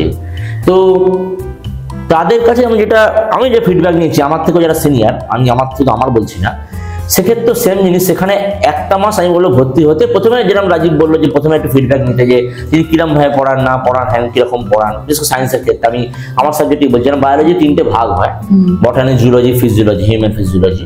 এবার কেউ কেউ যদি বলে আমি বায়োটেকনোলজি পড়বো বা বায়োকেমিস্ট্রি পড়বো, যাই হোক মাইক্রোবায়োলজি পড়বো, হোয়াট এভার, কমন স্টুডেন্টরা কি নেয়, উদ্ভিদবিদ্যা, প্রাণীবিদ্যা, মানব শারীরবিদ্যা, বটানি, জুলজি, ফিজিওলজি, এই 3টে তো মেন বায়োলজিক্যাল কলেজ লেভেলে ভাগলে। তো এখানে প্রত্যেকটা ক্ষেত্রে যে প্রফেসরের কাছে তোমরা ভর্তি হও না কেন, তোমরা কিন্তু প্রথমে তার প্রিভিয়াস স্টুডেন্টদের ফিডব্যাকটা নেবে, এবং তারপর যে তুমি 1-2 মাস পরে দেখবে, 2 মাস অন্তত টাইম দেবে তাকে, তিনি কিরকম পড়াচ্ছেন, তিনি কনসেপচুয়াল বলছেন কিনা। হ্যাঁ দেখো কলেজ লেভেলে নোট লিখতেই হয়, সে নোট তো স্যার দিয়েই দেবে, কিন্তু তারা কি বোঝাচ্ছেন, জিনিসটাকে বুঝিয়ে দিচ্ছেন, ডায়াগ্রাম তো আঁকবেই, বুঝিয়ে দিচ্ছেন, তাহলে তুমি সেই প্রফেসরের কাছে পড়ো। আর যে প্রফেসর দেখছো গিয়ে প্রথমে নোট দিয়ে ছেড়ে দিচ্ছে, এটা পড়ে নিবি, এটা এতটা পাতায় পড়ে নিবি, আমার মনে হয় সাথে না পড়াই ভালো। অনেকটা একই উচ্চ মাধ্যমিকের মতনই, কলেজ লেভেলের ব্যাপারটা একটু ভাস্ট হয়ে যায়, তো ওখানে একটু নোটস লাগে, কারণ অনেকটা বড় সিলেবাস, কিন্তু ওখানে কনসেপ্টুয়াল ব্যাপার থাকে, অবশ্যই দেখতে হবে তিনি বুঝে নোটটা দিচ্ছেন, সেরকম স্যারের কাছে পড়লেই হয়ে গেল, অসুবিধা কিছু। মানে তোমরা যে মাধ্যমিক পড়ো বা উচ্চ মাধ্যমিক পড়ো বা তোমরা কলেজে যদি ভর্তি হতে চাও, সব থেকে ইম্পর্টেন্ট হলো সেখানে কোন স্টুডেন্টরা পড়ছে তাদের থেকে তোমরা আগে ফিডব্যাক নাও, তাদের দিয়ে দেখো যে তারা কি করছে, তারা যদি বলছে যে হ্যাঁ স্যার ভালো পড়ায়, তাহলে অবশ্যই তোমরা ভর্তি হতে পারো। কিন্তু কেউ যদি বলে থাকে যে না এখানে স্যারেরা বেশি নোটস দেয়, নোটসের ওপরই বেশি আমাদের পড়াশোনাটা হয়, সেক্ষেত্রে তোমরা ভেবে চিন্তে ভর্তি হবে। মানে আমি যেটা বলছি শুধু নোটস ভিত্তিক পড়াশোনা না, কনসেপচুয়াল যেন পড়াশোনাটা হয়, তোমাকে যেন বুঝাচ্ছে, এইটা ফিডব্যাক যখন নেবে জিজ্ঞেস করবে তো স্যার কি বোঝান, স্যার কি কনসেপচুয়াল করেন, ডায়াগ্রাম করেন, তবেই কিন্তু সেখানে যাওয়াটা উচিত। এটাই শুধু ভালো পড়ায় বললে তো অনেকেই তো বই থেকে দেখে ভালো বুঝিয়ে যাবে। তো স্যার আপনি তো বায়োলজি, নিউট্রিশন অ্যান্ড সাইকোলজি পড়ান, ঠিক আছে, তো কোনো স্টুডেন্ট যদি এইগুলো নিয়ে নিজের কেরিয়ার করতে চায় তাহলে ফিউচার স্কোপ কি আছে? খুব ভালো প্রশ্ন, কারণ অনেক কিছু পড়াশোনার বিষয় নিয়ে বললাম, হ্যাঁ, তো মানে উচ্চ মাধ্যমিক, মাধ্যমিক কি করবে বা কলেজে কি করবে, কিন্তু ফিউচারটা বিশেষ করে উচ্চ মাধ্যমিক স্টুডেন্টদের জন্য, কারণ উচ্চ মাধ্যমিকের পর আমরা জানি স্কুল লেভেল শেষ, এবার তাকে হায়ার স্টাডিতে যেতে হচ্ছে, কলেজ লেভেল বা ইউনিভার্সিটি লেভেল, যে বলছে এমএসসি পোস্ট গ্রাজুয়েশন ইউনিভার্সিটি লেভেলে যেতে হবে, তারপর কেউ কেউ হয়তো রিসার্চ লেভেলে পিএইচডি যেতে পারে, কিন্তু কে কোন দিকে যাবে স্কোপ, এবার দেখতে হবে আমাকে উচ্চ মাধ্যমিক হচ্ছে পিওর সায়েন্স না বায়ো সায়েন্স। যদি পিওর সায়েন্স হয়, পিওর সায়েন্স এখন 2 রকম হয়ে গেছে, আমাদের সময় একটাই ছিল ম্যাথ, কেমিস্ট্রি, ফিজিক্স, বায়োলজি, এখন দেখলাম অনেকে ম্যাথকে বাদ দিয়ে physics, chemistry, biology, computer application নিচ্ছে, তো আমি আগে পিওর সায়েন্স ধরে নেওয়া হচ্ছে একদম। আচ্ছা, আর বায়ো সায়েন্স মানে হচ্ছে বায়োলজি, নিউট্রিশন, সাইকোলজি। তো এইবার বা অনেকে biology, nutrition, chemistry, computer application রাখে, বা বায়োলজি নিউট্রিশন থাকলে সেটা ধরে নেওয়া হচ্ছে বায়ো সায়েন্সের মধ্যে পড়ছে, কেমিস্ট্রি থাকে, বেশিরভাগ সময় কেমিস্ট্রি থাকে, অনেক সময় থাকে না, সাইকোলজি থাকে। তো আমি পিওর সায়েন্সের ক্ষেত্রে বলছি, তো যদি ধরো কেউ, আমি সবার সাবজেক্টের ক্ষেত্রে বুঝি, ম্যাথে খুব ভালো হয়, ছোট থেকেই সে ভালো, 11-12 দেখা যাচ্ছে 4টের মধ্যে ম্যাথে ভালো করছে, অবশ্যই তো ম্যাথ নিয়ে এগোবে। এবার যদি কেউ বলে আমি গ্র্যাজুয়েশন পড়বো না, অনার্স পড়বো না, ঠিক আছে, তার জন্য এখন ইঞ্জিনিয়ারিং সেকশনগুলো রয়েছে, জয়েন্ট মেন্স আছে, WBJEE আছে, আরো better joint advanced IIT level আছে, অঙ্ক যে ভালো সেটাগুলো পারবে। ফিজিক্স কেমিস্ট্রির ক্ষেত্রে আমি বলি, ফিজিক্স কেমিস্ট্রি হচ্ছে একটা এমন সাবজেক্ট যেটা সবেতেই লাগে। সে যদি ডাক্তারি পরীক্ষায় বসে, আমি একটু পরে বলছি, রিট পরীক্ষায় বসে সেক্ষেত্রেও লাগবে, আবার জয়েন্ট ইঞ্জিনিয়ারিং এর পরীক্ষাতেও লাগবে। তো এটা নিয়ে আমার কিছু বলার নেই, এটা সবাইকে রেডি করতেই হবে, কম্পালসারি সাবজেক্ট এটা। এবং যদি কেউ কলেজে পড়তেও চায়, অনার্স পড়বে। কিন্তু আমি যেটা আমার সাবজেক্ট নিয়ে বলবো, বায়োলজির ক্ষেত্রে অনার্স একটু আগে বলছিলাম যে বায়োলজির তো অনেকগুলো ভাগ, বটানি, zoology, human physiology, biochemistry, biophysics, molecular biology, microbiology, অনেক আছে। তো যে এটা নিয়ে পড়তে চায় পড়বে, কিন্তু বর্তমানে যে স্কোপ বলতে চাই, কোনটার উপরে বেশি প্রসপেক্ট চাকরি রয়েছে, সবচেয়ে বেশি চাকরির প্রসপেক্ট যেটা রয়েছে সেটা হচ্ছে গিয়ে মাইক্রোবায়োলজি বা বায়োকেমিস্ট্রি, এই দুটো সাবজেক্ট, আর ওদিকে বায়োটেকনোলজি বা মলিকুলার বায়োলজি আর জেনেটিক্স, এই 5টা আমি বলবো এই মুহূর্তে এমন সাবজেক্ট, এগুলো পড়ে একদম ডাইরেক্ট ফরেন চলে যাওয়া। কারণ যদি বিদেশ যাওয়ার ইচ্ছা থাকে, বিদেশে গিয়ে আমি সেখানে সেটেলড হবো, বা ওখান থেকে ইনকাম করে আমি এখানে আসবো, তো বা বাড়িতে টাকা পাঠাবো, যাই হোক না কেন, তো সবারই একটা স্বপ্ন থাকে বিদেশ যাওয়ার জন্য। তো এই সাবজেক্টগুলো চুজ করে, আবার বলছি genetics, molecular biology, biochemistry, biophysics, biotechnology, তো মাইক্রোবায়োলজি, এগুলো যদি চুজ করে, হ্যাঁ, যদি চুজ করে পোস্ট গ্রাজুয়েশন করে PhD করতে পারে, একদম বাইরে ফরেন চলে যাবে, আর কোনো চিন্তা নেই, কেউ আটকাতে পারবে না তাকে। আচ্ছা, এবার যদি কেউ বলে স্যার আমি ফরেনে যেতে চাই না, ইন্ডিয়ার মধ্যেই কাজ করতে চাই, আরও স্কোপ আছে। সেক্ষেত্রে জেনেটিক্স নিয়ে পড়লে, মাইক্রোবায়োলজি, বায়োটেকনোলজি, বিশেষ করে এখন বায়োটেকনোলজি মার্কেট বিরাট চলছে, মলিকুলার বায়োলজির থেকেও বায়োটেকনোলজি আমাদের, আমি স্টেটগুলো বলছি, হায়দ্রাবাদ, পুনে, ব্যাঙ্গালোর, এইসব জায়গায়, ইভেন বম্বেতেও, কারণ এমন এমন ইন্ডাস্ট্রি আছে যেখানে বায়োটেকনোলজিস্ট ওদের লাগে, মানে যেখানে জিন থেরাপির কাজগুলো হয়, জেনেটিক ইঞ্জিনিয়ারিং এর কাজগুলো হচ্ছে, তো সেখানে কিন্তু প্রচুর স্টুডেন্টদের অ্যাবজর্ব করা হচ্ছে। এই যে ধরো KIT, Kalinga institute of technology, one of the premier institute of the India, যেখান থেকে পড়লে শিওর শর্ট তুমি আর বড় জায়গা কোম্পানিতে চাকরি পাবে, বায়োটেক পড়লে, বা ফরেন চলে যাবে, কোলাবোরেশন আছে USA। ওর থেকে বড় হচ্ছে VIT, Vellore institute of technology, পড়লেই চাকরি সঙ্গে সঙ্গে, এসব জায়গা পড়লে কোনো মার্কেট বসে থাকে না। এসব জায়গায় ওদের নিশ্চয়ই এন্ট্রান্স আছে, যেরকম JEE মেন্স এর এন্ট্রান্স আছে, প্যাকেজটা একটু বেশি, কিন্তু স্কলারশিপ টেস্ট আছে, স্কলারশিপ টেস্টগুলো ওদের এন্ট্রান্সে কোয়ালিফাই করলে প্রায় হাফ হয়ে যায়, অনেকটা কম হয়ে যায়। এবার দেখো বর্তমানে প্রাইভেট ইঞ্জিনিয়ারিং পড়তে গেলে 10 লাখ টাকা খরচ হয়ে যাচ্ছে, তো আমার তো মনে হয় 10 লাখ টাকা দিয়ে এসব না পড়ে বায়োটেক পড়লে তার লাইফটা সেটেল হয়ে গেল। আজকে তো ইঞ্জিনিয়ারটা ঘুরে বেড়াচ্ছে, ইঞ্জিনিয়ারটা ফ্যাফা করে ঘুরে বেড়াচ্ছে, কারণ সত্যি কথা এত পশ্চিমবঙ্গে 60,000 ইঞ্জিনিয়ারিং কলেজ যাচ্ছে, লোকে ভর্তি পড়ে যাচ্ছে, কি লাভ হচ্ছে? At the end of the day কত টাকা মানে চাকরি পাচ্ছে? ঢুকে 10 থেকে 12,000 টাকা পাচ্ছে, খাটছে কতক্ষণ? 16 ঘন্টা খাটছে। বাড়িতে আসছে, আমার নিজের দেখেন, আমার স্টুডেন্ট আছে, অনেকেই আছে যারা ইঞ্জিনিয়ারিং করেছে, এবার বাড়িতে এসে তাদেরকে ছুটকারা নেই, ল্যাপটপ দিয়ে দিচ্ছে, বলছে বাড়িতে বসে কাজ করো, সবসময় কাজে প্রেসারে রাখছে। এত কম স্যালারিতে এত বেশি? স্টার্টিং এ খুব কম, তারপর আস্তে আস্তে বাড়বে। স্টার্টিং এ তো মাথা খারাপ করে দেবে, 2 বছর ওই যে লেবার দিতে হবে, ওদিকে ছেলে মেয়েদের অবস্থা খারাপ হয়ে যায়। তাও কি যদি এটা কলকাতায় থাকো, এবার তোমাদের ব্যাঙ্গালোরে পাঠালো, এবার মাইনে আমার খুব বেশি দেবে, কত বেশি দেবে? 40 দেবে। আরে ব্যাঙ্গালোরে একজনের পেছনে খরচ করে 35,000 টাকা, যা খরচ, লাইফস্টাইল তো জানে না লোকে, এখান থেকে অনেক হাই। তো 35,000 যদি খরচই করে, নিজের কি লাগবে, আর বাইরের বাড়িতে কি পাঠাবে? 40 লাভ কি হলো? তো বর্তমানে ইঞ্জিনিয়ারিং করে কোনো লাভ নেই।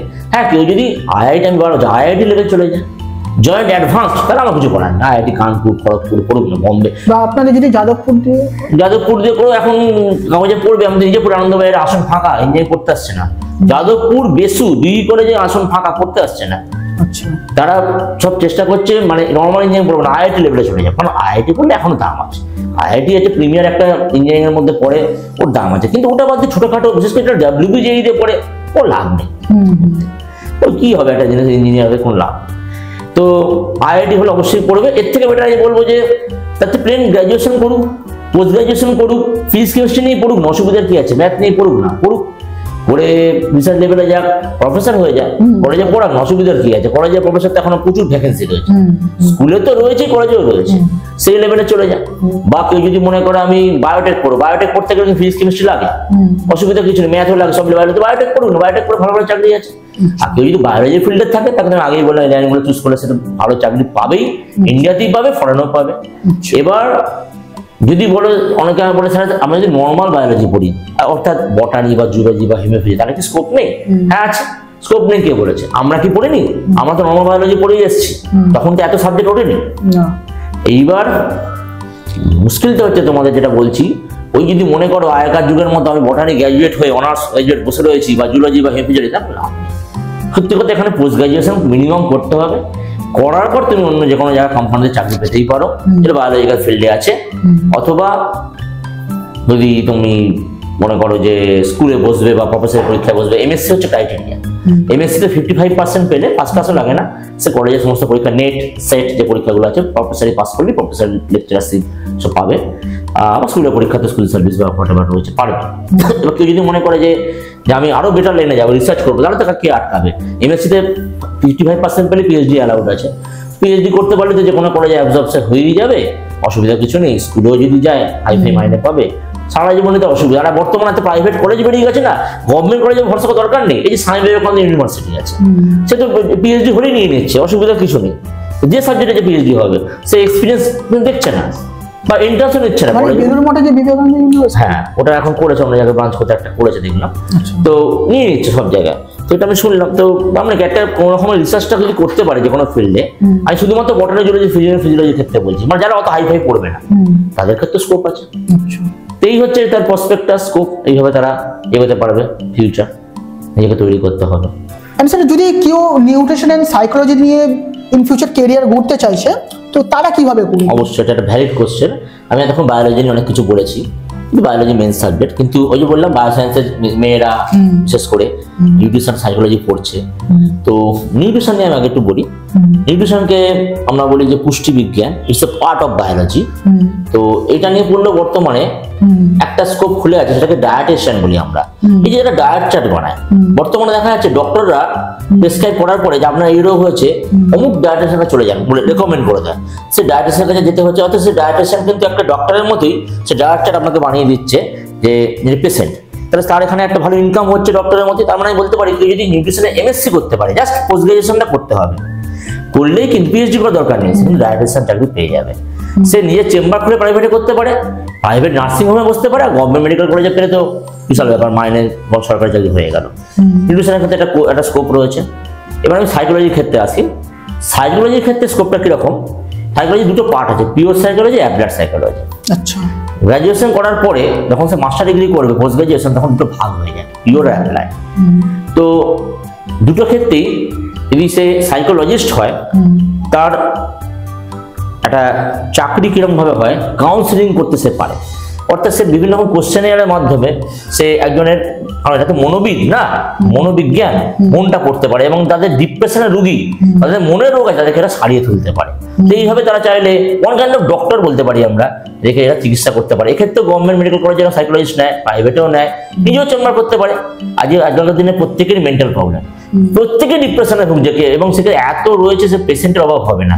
তাই বলে সাইকোলজিস্ট নিজেকে ওই একই ব্যাপারে এমএসসি করতে পারে, অ্যাপ্লাইড বা পিওরে, সেও এরকম কাউন্সিলিং করে ভালোই ইনকাম করতে পারবে ভবিষ্যতে। আর প্রফেসরই তো আছেই, পিএইচডি করতে পারে, সাইকোলজি প্রফেসর হয়ে যাবে, নিউট্রিশনের পিএইচডি করে প্রফেসর হয়ে যাবে। আর নিউট্রিশনের কিছু না হলেও এমএসসি করে ডায়েটিশিয়ান করলেও তার এখন ভালোই প্রসপেক্ট রয়েছে, কারণ ডক্টররা ডায়েটিশিয়ানের কাছে পাঠায়। তো এই দুটো আমি বললাম, বায়োলজি তো আছে, এই দুটো এর সঙ্গে একটা স্কোপ রয়েছে। মানে এরকম নয় যে সাবজেক্টটা ফালতু পড়ছে, এটা স্কোপ আছে। কারণ সবাই তো বিও সায়েন্স পড়বে না, আমার তো বায়ো সায়েন্সের কথা ভাবতে হবে, আমার তো মিডিওকার স্টুডেন্টের কথা ভাবতে হবে, সবাই তো আর ভালো স্টুডেন্টের কথা বললে সবসময় হয় না। এই হলো কথাটা। তো স্যার আপনি নিট তো পড়ান, ওকে, তো এবারে কেউ যদি নিট নিয়ে পড়তে চাইছে, ঠিক আছে, তো কিভাবে পড়বে? মানে নিটের প্রিপারেশন নিতে চাই। আর নিটটা হচ্ছে আগে বলে দিই সর্বভারতীয় একটা এন্ট্রান্স পরীক্ষা ডাক্তারের জন্য। শুধু ডাক্তারি না, অনেকে ভুল ধারণা ডাক্তারি না, এখান থেকে প্যারামেডিক্যাল বলে একটা কোর্স আছে, যেরকম ল্যাব টেকনিশিয়ানের মধ্যে এক্সরে মেশিন হ্যান্ডলিং থেকে শুরু করে অনেক কিছু কাজ আছে, ইসিজি মেশিন হ্যান্ডলিং বা ইকোকার্ডিওগ্রাফি মেশিন হ্যান্ডলিং। তো এই কোর্সগুলো করে কিন্তু গভর্নমেন্ট যদি মেডিকেল কলেজে চাকরি পায়, ভালো মাইনের চাকরি আছে, মানে প্রসপেক্ট খুব ভালো। সবাইকে যে ডাক্তার হতে হবে তারপর মানে নেই, নিট দিয়ে প্যারামেডিক্যালটা খুব ভালো আছে, এই কোর্সটা করতে পারে।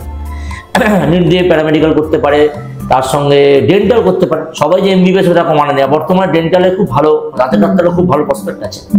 তো এই দুটো তো রইলই। এবার যারা খুব ভালো স্টুডেন্ট মানে বলছি না ব্রিলিয়েন্ট বলছেন,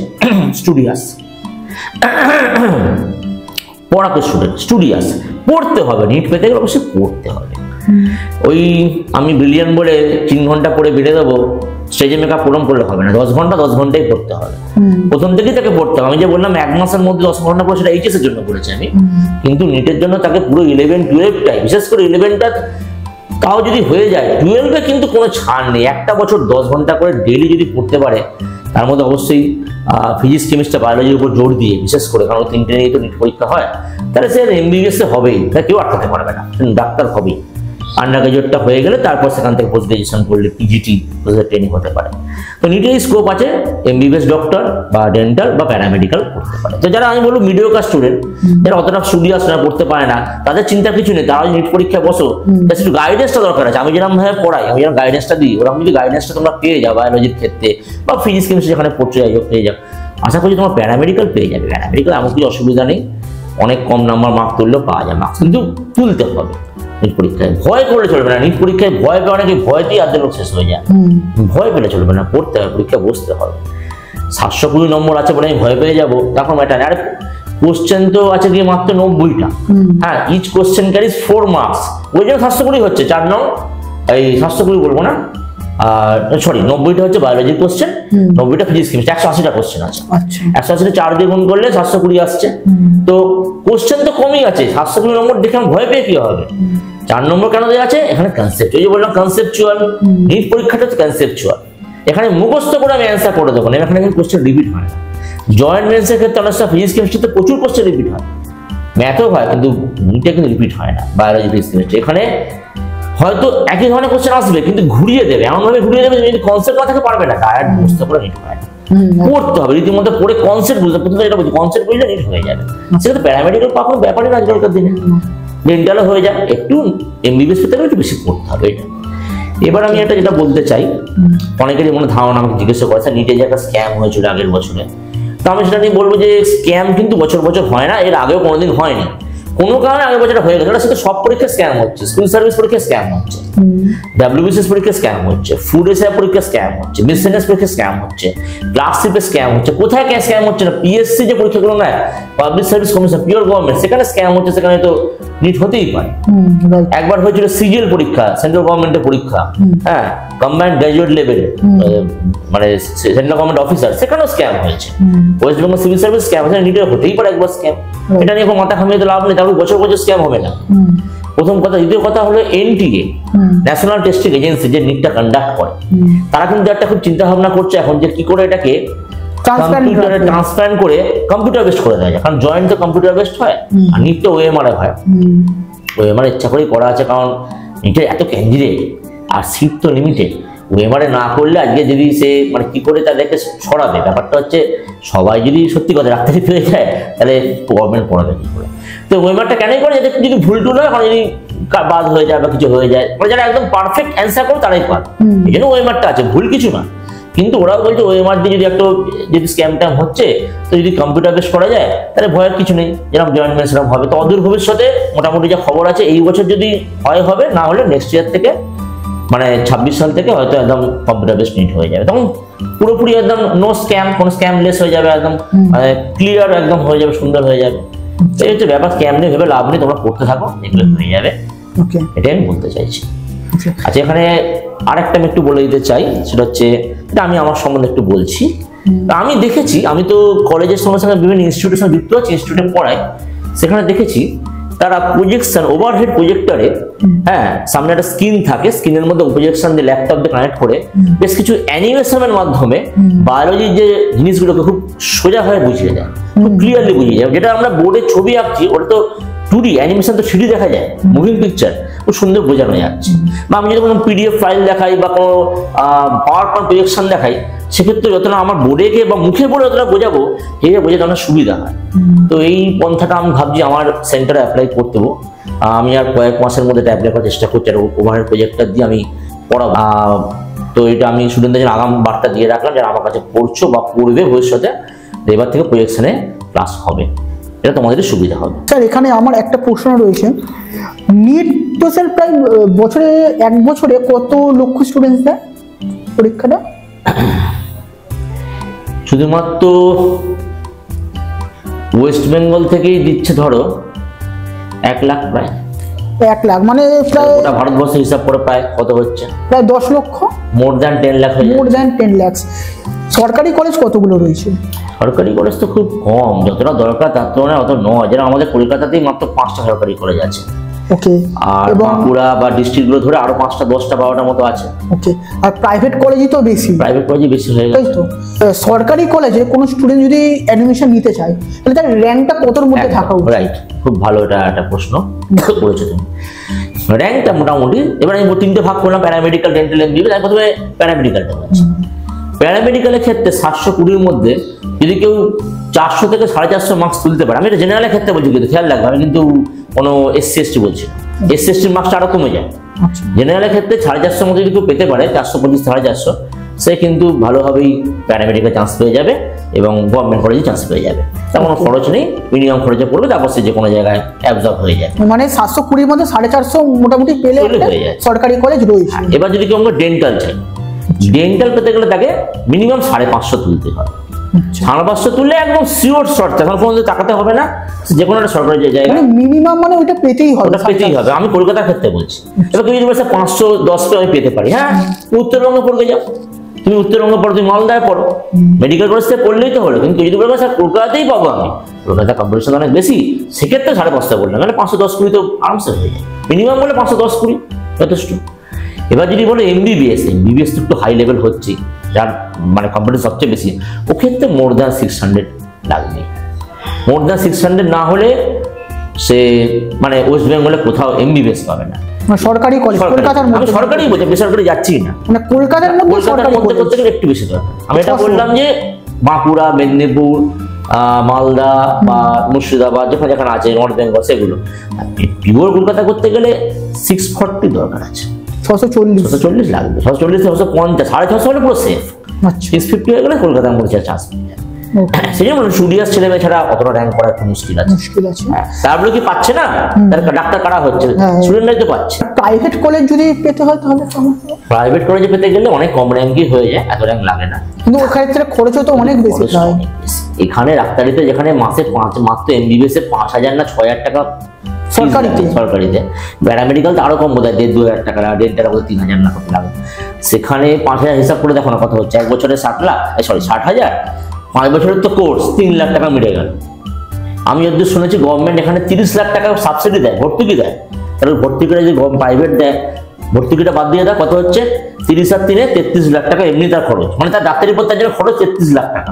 গভর্নমেন্ট 30 লাখ টাকা দিয়ে দেয়, তাই 3 লাখ টাকা পড়ছে 5 বছর ধরে। এটা এত কমে হয়ে যায়। প্রাইভেট সে তো একটু ব্যবসা করতে আসছে না, সে 33 লাখ এবার কেন পড়াবে, সে ডবল করে দেবে, 50-60 লাখ করে দেয়। এই জন্য তো মুশকিলটা, 50-60 লাখ টাকা মানে 4 বছরে। হ্যাঁ, আমি ওই জন্যই বলি যে প্রাইভেটের ভরসা থেকো না, 5 বছর প্রাইভেটের ভরসা থেকো না। প্রাইভেটে যে কেউ পেতে পারে, মোটামুটি একটা র্যাঙ্কেরই হলো। তার প্রাইভেট ইঞ্জিনিয়ারিং কি এমসিকিউর কথা কেন বললাম, তুমি জয়েন্টে বসলেই হলো WBJE-তে, তোমার দরকার নেই তোমার 60,000 70,000 র্যাঙ্কে পড়াবার জন্য 10 লাখ টাকা ফেলো, ইঞ্জিনিয়ার হয়ে গেল। তুমি ইঞ্জিনিয়ার পড়তে তো কম খরচ লাগে, 10টা তো প্রাইভেটে গেলে ডাক্তার রেখে 60 তো হবেই। কিন্তু সবার পক্ষে, আমাদের বাঙালি ঘরের পক্ষে বিশেষ করে অত টাকা তো খরচ করা সম্ভব নয়। ওই জন্য আমি বারবার বলি যে ওই দিকে মাথা ঘামিও না, সরকারি জায়গায় চেষ্টা করো। পশ্চিমবঙ্গে সরকারি জায়গাগুলো আছে, পশ্চিমবঙ্গের বাইরেও আছে। মানে বলি আমি, তুমি যদি মনে করো উড়িষ্যায় গিয়ে পড়বো বা দিল্লিতে গিয়ে পড়বো, ইউপিতে গিয়ে পড়বো বা সাউথে গিয়ে কোথাও পড়বো, সেখানে কিন্তু ভালো সরকারি মেডিকেল কলেজ আছে, ভালো আছে। সেখানে র্যাঙ্ক হয়তো তুমি ধরো 650 পাওনি, তুমি 580 কি 90 পেয়েছো, সেখানে হয়তো চান্স পেয়ে যাবে। তো কলকাতা পশ্চিমবঙ্গে পেলেই না, চিন্তা কি আছে, ব্যাঙ্গালোর বসে আছে, আমাদের হায়দ্রাবাদ বসে আছে, দিল্লি আছে, বিহার আছে, ইউপি আছে, তুমি ওখানে গিয়ে পড়ো। ডাক্তারি পড়ানোর কথা, at the end of the day তোমাকে MCI সার্টিফিকেট দিচ্ছে, গভর্নমেন্ট কলেজ থেকে তোমার খরচা মিনিমাম হচ্ছে, সার্টিফিকেট MCI দিয়ে দিচ্ছে, মেডিকেল কাউন্সিল অফ ইন্ডিয়া। কিন্তু মানে তোমাদের এইভাবে কম্পিটিশনটা ওইভাবেই থাকবে, ঠিক আছে, মানে সবকিছুটা সোজা তোমরা তো পাবে না, হতে পারে না, যেন পড়তে হবে স্টুডেন্ট। ওই অনেকেই করে এই সময় আমি দেখি ডেলিভারি করবে, ওটার পরে মানে নিজেকে ভাবে একটু বড় হয়ে গেছে স্টুডেন্ট, খুব ভুল ভাবে এটা। এবং তার ফলে ওদের কি ওদের মধ্যে একটা সিরিয়াসনেসটা কমে যায়, মাধ্যমিক পর্যন্ত সিরিয়াসলি পড়ে, তারপর সিরিয়াসনেসটা কমে গিয়ে বন্ধু বান্ধব, গল্প গুজব। এখন এই মোবাইল একটা এসছে, আমাদের সময় মোবাইল ছিল না, এই একটা গ্যাজেট, এই হোয়াটসঅ্যাপ, এই এখন তার কি যেন বেরিয়েছে ইনস্টাগ্রাম, ফেসবুক তো আছে, টুইটার, এইসব করে করেই এরা যাচ্ছে, মানে বর্তমান জেনারেশন এখানেই খারাপ হয়ে যাচ্ছে, মানে সেই ধৈর্যটাই নেই যে আমাকে পড়তে হবে। যদি করতে পারে নিট পাওয়াটা বড় ব্যাপার নয়, এটা করতে পারে না বই পায় না। একদম। এই আমার কাছে আগের বছর তুমি নিট পেলো, তার নাম স্নেহা সোনকার। তো সে কিন্তু নন বেঙ্গলি মেয়ে, কিন্তু বাঙালি নাকি, নিট কি করে পেলো? তার বাড়িতে কেউ পড়াশোনা করে না, সব বিজনেস। সে একমাত্র সায়েন্স পড়তো।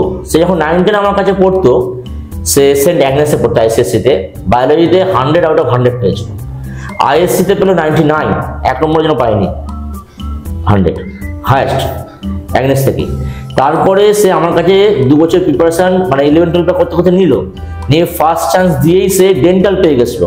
এবং আমি বললাম তুমি ডেন্টাল পড়ো? সে বলছে না স্যার, আমার ইচ্ছে এমবিবিএস। তার কতটা মনে জোর তুমি ভাবো। আমি বলছি ডেন্টাল পড়ে নাও, সবাই পায় না। না স্যার, আমি পরের বছর এমবিবিএস পাবোই, আপনি তো সঙ্গে আছেন, অসুবিধার কি আছে? আমার 2 বছরের জায়গা আর 1 বছর যাক না, কি আছে, একটা ইয়ার লস হলে কি হয়েছে? তো সে প্রাইভেটলি আমার কাছে পড়তো, সে নিজেই সব করে ফেলতো, আমাকে জাস্ট একটু মানে গাইড করে দিতে হতো। খুব ভালো পড়া, স্টুডিয়াস, ব্রিলিয়ান্ট বলছি না, প্রচন্ড স্টুডিয়াস স্টুডেন্ট। রেকর্ড করলো। ঠিক পরের বছর আমি যখন কলেজে রয়েছে, আমাকে ফোন করছে, এই বছর মানে এইখানে, যে স্যার আমি পেয়ে গেছি কাউন্সিলিং এ, আমার হয়ে গেছে সরকারি, হ্যাঁ সরকারি জায়গাতেই আমার হয়ে গেছে। ওর বোধহয় মোস্ট প্রবাবলি এনআরএস বা কোথাও একটা হয়ে গেছে। ওর র্যাঙ্ক বোধহয় 680 না কত, ভালোই তুলে, যথেষ্ট ভালো। তো মানে স্ক্যাম হওয়া সত্ত্বেও, এবছর স্ক্যাম হওয়া সত্ত্বেও কিন্তু এনার চান্স পেয়ে গেছে এনআরএস কাউন্সিলিং এ। তো আমার কংগ্রেচুলেশন জানালাম, আমার খুবই ভালো লাগলো। যে মানে আমি বলি বাঙালি স্টুডেন্টরা ভালো পড়াশোনা করে, তার কিন্তু নয়, আমার বাংলা স্টুডেন্ট এখন ভালো পড়াশোনা করছে। সে তো পেয়ে দেখালো, তার নাম আবার বলছে স্নেহা সোনকার। তো সে কিন্তু নিট পেয়ে দেখিয়েছে। যে কেউ পেতে পারে, এটা কোনো অসুবিধা কিছু, পড়তে হবে, লেগে থাকলে সবই হয়, এটা হচ্ছে ব্যাপার। আগে থেকে ভয় পেলে, মরার আগে যে কেউ মরে যায়, কিছু করার আছে? মরার আগে আমি মরবো না, আমাকে এগোতে হবে, হাল ছাড়লে হবে না। এটা স্বামী বিবেকানন্দ বলে গেছে, strength is life, weakness is death. অনেকটা একই ভাষায় আমাদের নেতাজিও একই কথা বলে গেছেন। তো সেই আদর্শগুলি যদি আমরা ভুলে যাই, বর্তমান যুগে খালি সবকিছু বড্ডালিকা প্রভা যদি গা ভাসিয়ে দিই, কি করে হবে? বর্তমান জেনারেশনটা এমন হয়ে গেছে। আমি যতই বলি, কতটা শূন্য আমি জানি না, বাট আমার বলা করতে হবে, as a teacher, as a guide আমি বলবোই, অবশ্যই বলবো, যাতে স্টুডেন্টরা যাতে ভালো হয়, সেটাই তো আমার লক্ষ্য। জীবনটা যেন আমরা প্রতিষ্ঠিত হয়, সেটাই তো আমার লক্ষ্য। আমার কি আছে, একটা ছেলে বড় হয়ে ডাক্তার হবে, আমার কিছু হবে? আমি কি ইনকাম করবো না? আমার একটা মেন্টাল স্যাটিসফ্যাকশন, সে আমার কাছে পড়ে আমি তাকে তৈরি করেছি হাতে করে, তবে সে ডাক্তারটা হয়েছে, সে আমার জন্য হয়েছে। আমার তো কোনো বেনিফিট নেই, আমি কি এখন টাকা ইনকাম করবো? আমার একটা মানসিক শান্তি যে আমার কাছে পড়ে হয়েছে, এইটাই, আর তো কিছু না। তো স্যার, একজন ধরেন কোনো বাংলা মিডিয়ামের স্টুডেন্টস রয়েছে, ঠিক আছে, তো বাংলা মিডিয়ামের স্টুডেন্টস যারা রয়েছে, তারা কি করে ইংলিশ মিডিয়াম স্টুডেন্টদের সঙ্গে কম্পিট করতে পারবে? কারণ আমরা এখন দেখতে পাচ্ছি যে মানে ইংলিশ মিডিয়াম স্টুডেন্টস হয়তো বেশি নিট ক্র্যাক করছে, বা বেশি হয়তো আইআইটি যারা রয়েছে তারা ভর্তি হচ্ছে আইআইটিতে, তো কি করে কম্পিট করবে ওদের সাথে? হ্যাঁ, খুব ভালো। একটা কথা হচ্ছে স্যার, ওরা যেহেতু ইংলিশ মিডিয়ামের স্টুডেন্টরা কি করে, মানে ছোট থেকেই তারা নিজেকে ওইভাবে প্রিপেয়ার করে, ঠিক আছে, তো সেইভাবে কি করে কম্পিট করতে পারবে? ভ্যালিড প্রশ্ন করেছে রাজীব। সেটা হচ্ছে গিয়ে ইংলিশ মিডিয়াম স্টুডেন্ট আর বেঙ্গলি স্টুডেন্টদের তফাৎটা কোথায়, আগে এটা বলি। ব্রেনে তফাৎ নেই, আইকিউ লেভেলে তফাৎ নেই, গ্রামারটা সবার সমানই আছে। টেনাসিটি, পেশেন্স, এই যে টার্মগুলো ইংলিশে বলি, এই জিনিসগুলো বেঙ্গলি স্টুডেন্টদের অভাব। এগুলো নিজেদেরকে তৈরি করতে হবে। এর জন্য গার্জেনদের কিছু করে না। গার্জেন কি করবে? তোমার তো যথেষ্ট বড় হয়েছে, 11 12 বছর, মানে ইউ আর গেটিং অ্যাডাল্ট, 17 18 বছর বয়স হয়ে চললো, আর কে কি বলবে? ইংলিশের স্টুডেন্টদের একটা ব্যাপার থাকে, ওরা ক্লাস 9 থেকে নিজেকে ওইভাবে প্রস্তুত করে মেন্টালি, যে আমাকে একটা জিনিস ক্র্যাক করতে হবে। সেটা নিট হতে পারে, বা আইআইটি হতে পারে, বা কোনো জয়েন্ট মেন্সে বড় ইঞ্জিনিয়ারিং পোস্ট হতে পারে, বা ওই যে বললাম বায়োটেকে পোস্ট হতে পারে। আমাকে একটা বড় কিছু অ্যাচিভ করতে হবে। ওই পড়বো ওরকম ভাবে করলে হবে না। বা আমি বন্ধু বান্ধবের সঙ্গে গল্প করবো, একটা হাতে গ্যাজেট পেয়েছি বলে সারাদিন ইনস্টাগ্রাম করবো, হোয়াটসঅ্যাপ চ্যাট করবো, ঘুরে বেড়াবো, ওটা করলে হবে না। পড়বো, তার সঙ্গে সঙ্গে হ্যাঁ ঠিক, যদি বলে আমি এসব করে ভালো করছি, রেজাল্ট করছি, তাতে আমার কিছু করার নেই। সে ব্রিলিয়ান্ট স্টুডেন্ট, কিন্তু বেশিরভাগ স্টুডেন্ট তো ব্রিলিয়ান্ট নয়, তাদের তো স্টুডিয়াস হতে হবে। সবাই তো নর্মাল আইকিউ নিয়ে সবাই জন্মেছে। সেক্ষেত্রে আমি ইংলিশ স্টুডেন্টদের মধ্যে আমি দিয়ে দেখি, আমি তো পড়াই, যে ওদের মধ্যে একটা পেশেন্স, টেনাসিটি রয়েছে, আমাকে একটা জিল, যাকে বলে জিল রয়েছে, আর জেদ পেতেই হবে। এইটা বেঙ্গলি স্টুডেন্টদের কমে গেছে। আমি কি করি, আমি তো ক্লিয়ারলি বলছি, আমার যারা স্টুডেন্ট আছে তাদের মধ্যে আমি ঢুকিয়ে দিই জেদটা। আমি ওদের এমন ভাবে মোটিভেট করি যে ওরা যাতে ভবিষ্যতে এইভাবে এগোতে পারে। এবার দেখো, একটা ব্যাচের মধ্যে 30 জন পড়ছে, 30 জনে তো মোটিভেট কোনদিন হতে পারে না, হাতে 5টা সমান না। কিন্তু ওখান থেকে যদি আমার 5 জনে মোটিভেট হয়, আমার সেটাই লাভ। 5টা ছেলে মেয়ের আমি জীবন তৈরি করে দিলাম, তারা সেই মোটিভেশন নিয়ে তারা এগিয়ে যাবে। তারা সবাই ডাক্তারি হবে তার মানে নেই, তারা হয় প্যারামেডিক্যাল, নয় ডেন্টাল, বা কেউ আইআইটি, ইঞ্জিনিয়ারিং, বা কেউ বায়োটেকনিক বাইরে পড়তে চলে গেল, কেউ ফরেন চলে গেল জেনেটিক্স পড়ে নিয়ে, সে জীবনে প্রতিষ্ঠিত হলো। সে 5 জনই হবে আমার সোনার ফসল, যেটাকে বলবো। তো এই জিনিসটা কিন্তু খুবই দরকার, এটা আমি করি। তো বেঙ্গলি স্টুডেন্টদের মধ্যে একটু মোটিভেশন অভাব আছে, মানে ওরা সেলফ মোটিভেশন নিজেরা পায়ও না। ইংলিশ স্টুডেন্ট নিজেরা সেলফ মোটিভেশন করে, জেদ্দা নিয়ে আসে, জেদ্দা আনতে হবে। বলো জেদ্দা তোমাদের প্রত্যেককে আনতে হবে, সেলফ মোটিভেট হতে হবে। সবাই তো আমার কাছে পড়ছে, অন্য জায়গায় পড়ছে, তার মোটিভেট নিজেকে নিজেই করতে হবে। সবসময় স্যারেরা মোটিভেট করতে পারে না, স্যারেদের একটা ব্যস্ততা থাকে, স্যারেদের একটা জীবন আছে, লাইফ আছে, সবসময় হয় না। আমি কি সবসময় পারি? যখন পারছি আমি করে দিচ্ছি অবশ্যই। তো এই জিনিসটা এগোতে হবে। কিছুই না, তোমরা যা ওরা আহামরি ইংলিশ মিডিয়াম স্টুডেন্ট কি ইংরেজি বেশি পারবে, তোমরা পারাটা কোনো মানে হলো? আরে ওরা স্পোকেনটা একটু বেশি পারে। তো তোমার পরীক্ষাতে স্পোকেন দেখছে না, তো রিটেন পরীক্ষা, স্পোকেনকে দেখতে যাচ্ছে তোমার। তো সেক্ষেত্রে কোনো ভয় পাওয়ার কিছু নেই যে ওরা বেশি কিছু আমরা জানি, এরকম কিচ্ছু নয়। ওরা যা জানে তোমরা তাই জানো। ওকে, তো এটা নিয়ে কোনো অসুবিধা কিছু নেই। এবার একটা আমি বলি, যেহেতু আমার বায়োলজি সাবজেক্ট, নিট পরীক্ষার ক্ষেত্রে এই যে বললাম প্যারামেডিক্যাল তোমরা পাবে বা ডেন্টাল বা এমবিবিএস, আর কোনো ভয়ের কারণ নেই। এখন কিন্তু নিট পরীক্ষার কোশ্চেন বেঙ্গলিতে হচ্ছে, মানে ইংলিশের সঙ্গে সঙ্গে বাংলা থাকছে, দুটো অপশন দিচ্ছে। একটা সময় ছিল ইংলিশে পরীক্ষা হতো, এই 2 বছরের পরীক্ষা হয়েছে ইংলিশের সঙ্গে বেঙ্গলি অপশন কিন্তু ছিল। তাহলে সেই ভয়টার কিছু নেই, তোমরা বাংলা অপশন পেয়ে যাচ্ছ, তোমরা বাংলা দেখে উত্তর করবে। এবার বলি কি, বেশিরভাগ স্যার শুনবে ইনস্টিটিউটে বা সব জায়গায় ইংলিশে পড়া, কেন পড়ায়? নিটের যে বইগুলো একটু তো হাই লেভেলের বই, ওখানে বেশিরভাগ ইংলিশে বইগুলো পাওয়া যায়। তো সেই জন্য স্যার ইংলিশে পড়া, কি আর করবে, ওটাকে বাংলা ট্রান্সলেট করে আবার পড়াবে। কিন্তু আমি কি করি, আমি বলছি স্পেশালি বাংলা স্টুডেন্টদের জন্য ইংলিশের সঙ্গে একটু বাংলা ট্রান্সলেট করে দিই, বলে দিই। কারণ অনেকে বুঝতে পারে না, ধরতে পারে না। এই পরীক্ষা নিচ্ছে ইংলিশে, সেই সময় কিন্তু বাংলা আমি একটু বলে দিই, কারণ বাংলা স্টুডেন্ট ধরতে পারে, ইংলিশ ধরতে পারছে। তো আমি করে দিই, এটা স্যারের দায়িত্ব। সব স্যারদের আমি বলবো এটা উচিত করে দেওয়া উচিত। আমি করছি বলে অন্য স্যাররা করছে কি আমি সেটা জানি না, করা উচিত। কারণ ওরা মানে ধরতে অসুবিধা হয়। কিন্তু পড়তে হয় ইংরেজিতে কেন? সব বইগুলো ইংরেজিতে, লেখানো ইংরেজিতে। তবে কি আমি করি ইংলিশে বাংলা করিয়ে দিই, কারণ যেহেতু বাংলা কোশ্চেন আসছে, তাহলে এখন আর সেই ভয়টা নেই, বাংলা কোশ্চেন থাকছে। ইংলিশে যদি বুঝতে না পারে বাংলা দেখে নেবে, ক্র্যাক করে যাবে। ইন ফিউচার তুমি যদি হায়ার স্টাডিজ করতে হয় তখন তো ইংলিশটা তো লাগবে। এই যে কথাটা বললে, দারুণ কথা বললে, এই যে হায়ার স্টাডি করবে কলেজ লেভেল থেকে বাংলার বনে, সায়েন্সে কোনোদিন বাংলা হয় না। হ্যাঁ, হিউম্যানিটিস বা আর্টসে হতে পারে, সায়েন্সে হয় না। পোস্ট গ্রাজুয়েশন তো ছেড়ে দাও, পিএইচডি ছেড়ে দাও, এতে হয় না। সেক্ষেত্রে ইংলিশ তো লাগবেই। আমি তাদের বলি তোরা এখন বাংলা পড়ছিস, আর 2 বছর পর এলিমেন্ট হয়ে গেলে কি করবি? ইংলিশ তো পড়তেই হবে, একদম অবশ্যই লাগবে। তো এখন থেকে তুমি যদি কিছুটা করেও মানে ধরো ইংলিশটা, ঠিক আছে, 1 বছর 2 বছর করতে করতে দেখলে সেই সময় তোমাদের ইংলিশটা আয়ত্তে চলে আসবে। মানে এমনি না যে তোমরা এখন পুরোপুরি বাংলা পড়ছো, হুট করে তোমার কলেজ যখন গেলে পুরোপুরি ইংলিশ। আমি যেন করি কি, আমি যখন পড়াই ওদের কিছু টার্ম ইংলিশে শিখি। হ্যাঁ, টার্ম গুলো শিখলে কাজ দেয়। সেন্টেন্স দরকার নেই, সেন্টেন্স বাংলাতে করবি, এইটা টার্মটা ইংলিশ লিখে নেন, লেখাই লেখ ইংলিশটা লিখে নেব, কাজে লাগবে পরে গিয়ে। কারণ আমাদের স্যাররা যে পেয়েছিলাম না, তারা এরকম ভাবে করাতো, তবে আমার শিখেছি। বর্তমান যুগে এটা হয় না, বা স্টুডেন্টরা নিতে চায় না, স্যারদের বলে আমি স্টুডেন্টরা পড়তেও চায় না, কিন্তু আমি জোর করে পড়াই, শেখ এটা, তবে কি শিখ। আর যেখানে রাজীব আমি একটা এক্সট্রা বলবো, আমি স্কোপের সময়টা বলা হয়নি, আরেকটা স্কোপ সম্বন্ধে বলছি, আমার এই মুহূর্তে খেয়াল করলো। সবসময় নিট বা বায়োটেকনিক বলে দিলাম নেই। ধরো কিছু অ্যাভারেজ স্টুডেন্ট আছে বা ভালো স্টুডেন্টই আছে, যাদের ইচ্ছা হচ্ছে আমরা নার্সিং পড়বো। আমি মেয়েদের ক্ষেত্রে বিশেষ করে প্রত্যেকটা মেয়েদের এই মুহূর্তে খুবই ইচ্ছা তারা নার্সিং পড়বে। আমি যেটা শুনছি, প্রত্যেকটা স্টুডেন্ট আমাকে এসে বলছে তারা, আমি তো জেন পাসটাও পড়াই, নার্সিং এর পরীক্ষার নাম তো জেন পাস। আমি তো নিটের সঙ্গে সঙ্গে জেন পাসের এটা সিলেবাসটা কভার করাচ্ছি।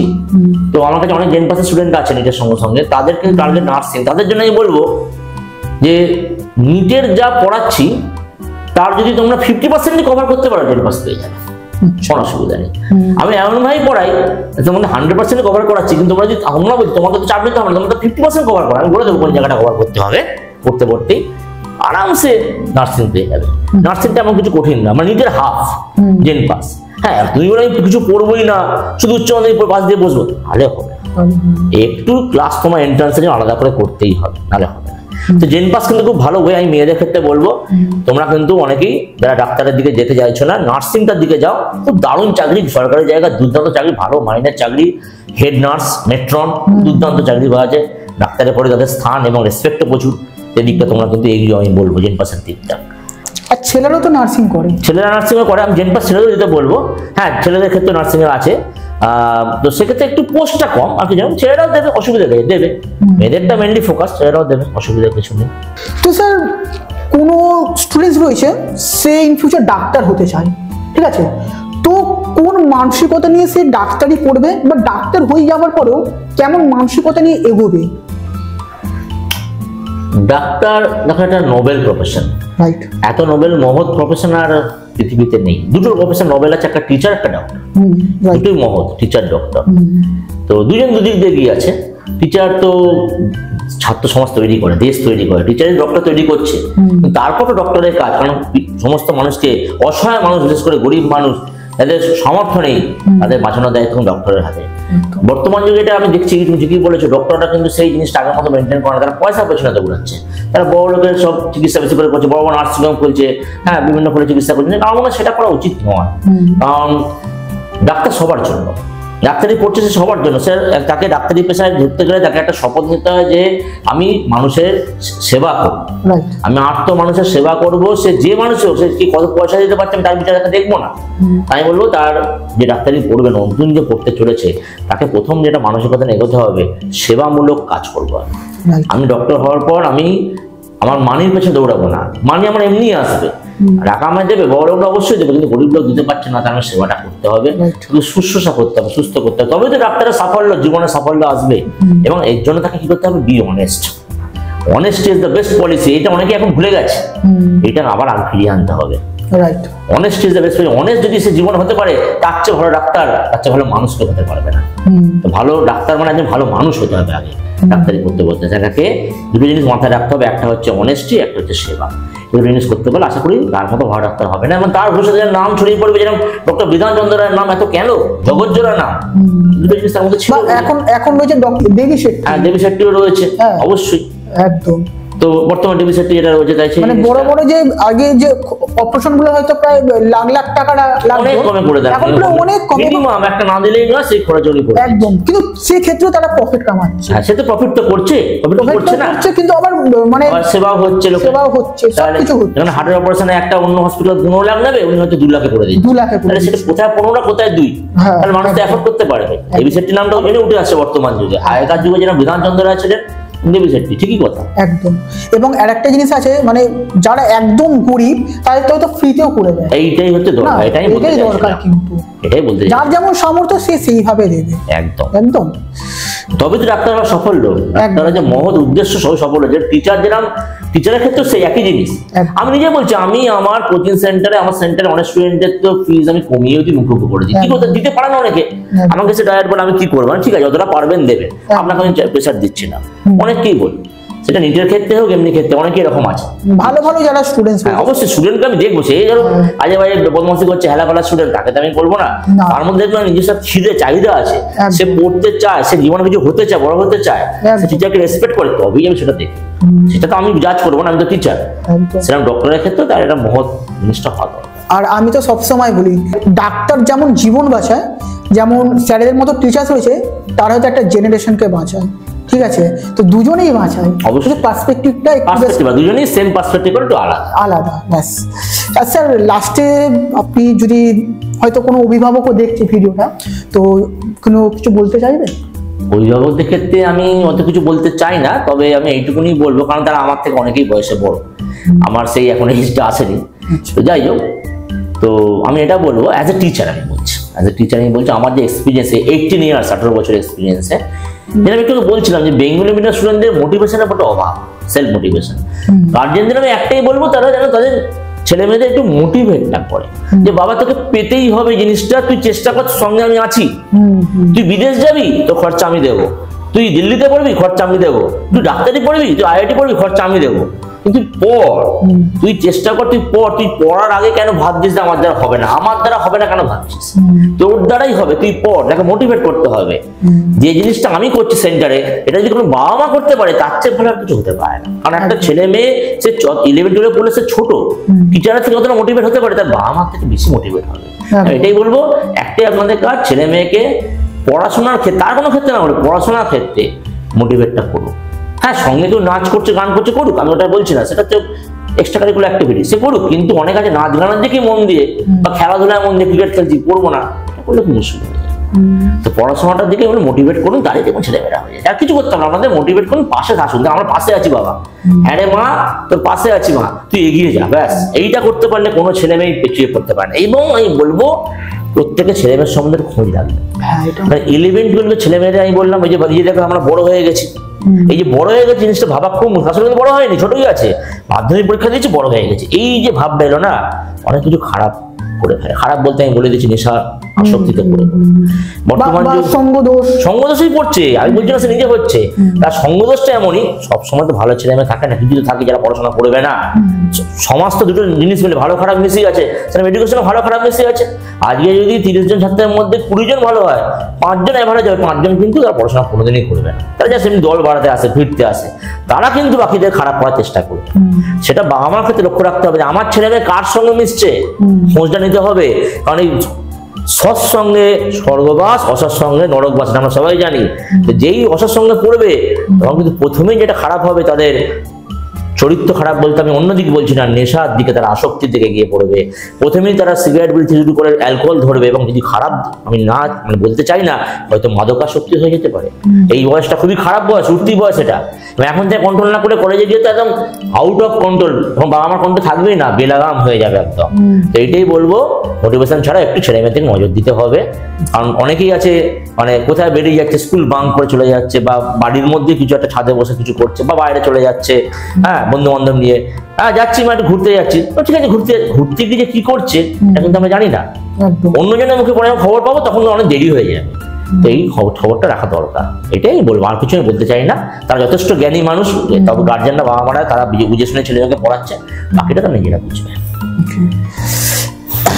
তো স্যারের বক্তব্য তো আপনারা শুনেই নিলেন, ওকে। অ্যান্ড আপনাদের একটা কথা বলতে চাই, আপনারা যদি অ্যাজ এ টিচার হিসাবে এই ইউটিউব চ্যানেলে পডকাস্ট করতে চান, বা আপনার যদি কোনো কোচিং সেন্টার থাকে, যেটা ছোট হতে পারে, বা কোনো হয়তো বড় ইনস্টিটিউট রয়েছে, ওকে, এডুকেশন ইনস্টিটিউট, তো সেগুলো যদি ব্লগ করাতে চান, তাহলে অবশ্যই স্ক্রিনে দেওয়ার নাম্বারটিতে ফোন করে আমাদের সঙ্গে যোগাযোগ করতে পারে। অ্যান্ড কি বলো স্যার, আজকের জন্য এতটাই রাখি তাহলে। হ্যাঁ, নমস্কার। নমস্কার। সো বন্ধুরা, আজকের ভিডিওটা কেমন লাগলো অবশ্যই কমেন্টের মাধ্যমে জানাবেন। ভিডিওটা ভালো লাগলে অবশ্যই একটা লাইক করবেন, শেয়ার করবেন নিজের সমস্ত বন্ধু বান্ধবের সঙ্গে, এবং এই ধরনের বিভিন্ন স্যারেদের সঙ্গে পডকাস্টিং এবং বিভিন্ন এডুকেশন ইনস্টিটিউটের ভিডিও ব্লগ দেখতে অবশ্যই কেরিয়ার গাইডেন্স ইউটিউব চ্যানেলটাকে সাবস্ক্রাইব করে আমাদের সঙ্গে থাকবে। তো দেখা হচ্ছে পরবর্তী এমনি একটি ভিডিওতে। আজকের জন্য এতটাই। জয় হিন্দ।